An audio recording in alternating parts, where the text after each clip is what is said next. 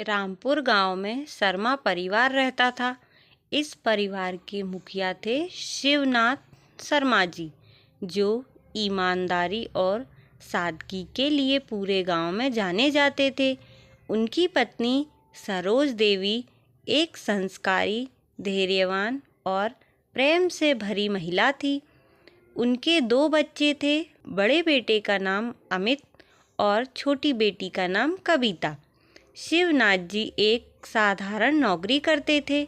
आमदनी ज़्यादा नहीं थी, लेकिन उन्होंने कभी अपने बच्चों को कमी का एहसास नहीं होने दिया। सरोज देवी बच्चों को हर सुबह भगवान की पूजा करना, बड़ों का सम्मान करना और सच्चाई का रास्ता अपनाना सिखाती थी। अमित पढ़ाई में बहुत तेज था। कुछ समय बाद वह शहर जाकर इंजीनियरिंग की पढ़ाई पूरी की और एक बड़ी कंपनी में नौकरी लग गई थी। धीरे धीरे उसकी सोच बदलने लगी। शहर की चकाचौंध, पैसा और रुतबा उसे अपने परिवार से दूर करने लगा। वह गांव आना कम कर दिया और माता पिता से बात करना भी कम कर दी थी।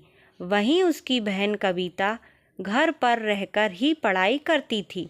वह माता पिता की सेवा करती, घर के कामों में हाथ बटाती और पिता का बहुत सम्मान करती थी। कुछ समय बाद एक दिन शिवनाथ जी बीमार पड़ गए।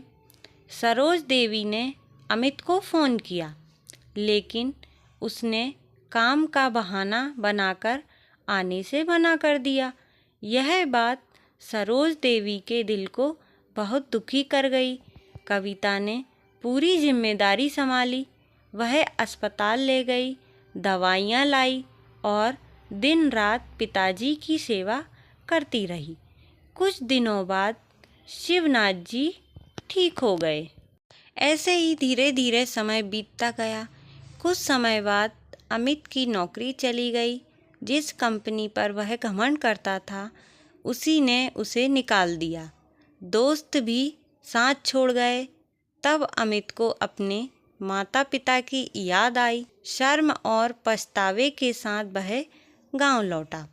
घर पहुंचते ही उसने देखा वही सादा सा घर, माँ की ममता भरी आँखें और पिता का शांत चेहरा।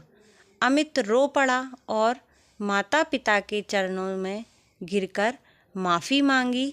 शिवनाथ जी ने उसे उठाकर गले लगा लिया और कहा, बेटा, परिवार कभी साथ नहीं छोड़ता। इतना कहकर शिवनाथ जी अपने काम पर चले गए।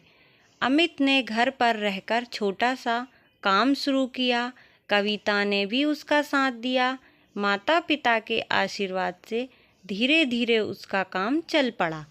अब अमित को समझ आ गया था कि खुशी पैसा नहीं बल्कि परिवार का साथ होता है। अमित धीरे धीरे सब कुछ, परिवार से बड़ा कोई सहारा नहीं होता। माता पिता का प्यार निस्वार्थ होता है। अहंकार इंसान को अकेला कर देता है। एकता में ही सच्ची ताकत होती है। आपको मेरी ये कहानी कैसी लगी कमेंट में ज़रूर बताएं। राधे राधे, जय श्री कृष्णा।